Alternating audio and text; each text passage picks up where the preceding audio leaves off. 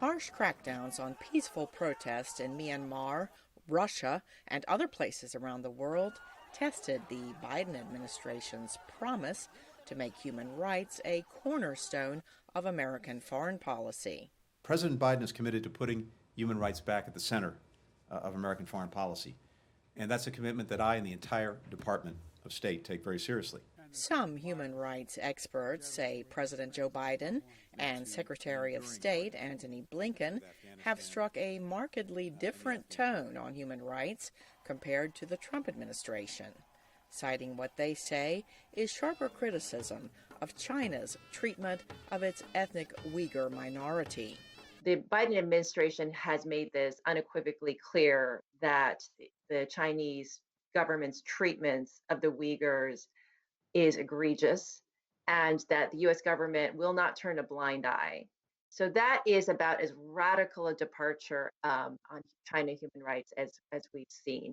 I think under the prior administration, there was not nearly enough attention given to human rights abuses, whether it's in the Xinjiang region or in Hong Kong.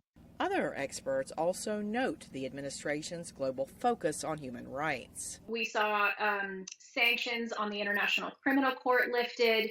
We saw the global gag rule for women's rights lifted.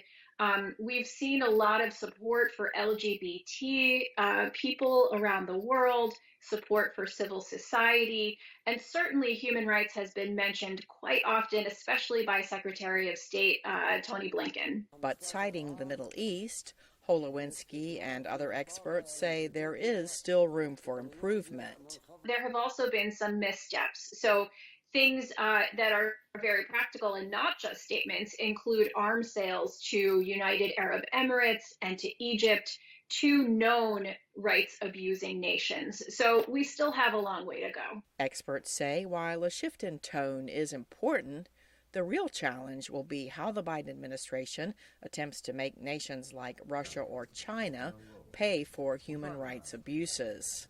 Having Secretary of State Tony Blinken say that what's happening to the Uyghurs in China is a genocide is one thing.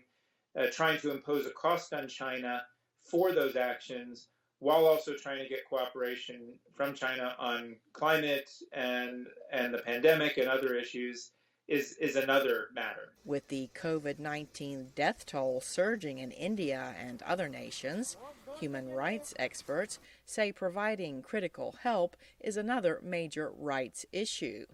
They are calling on the U.S. and other richer nations to waive intellectual property rights to allow greater access to life-saving vaccines.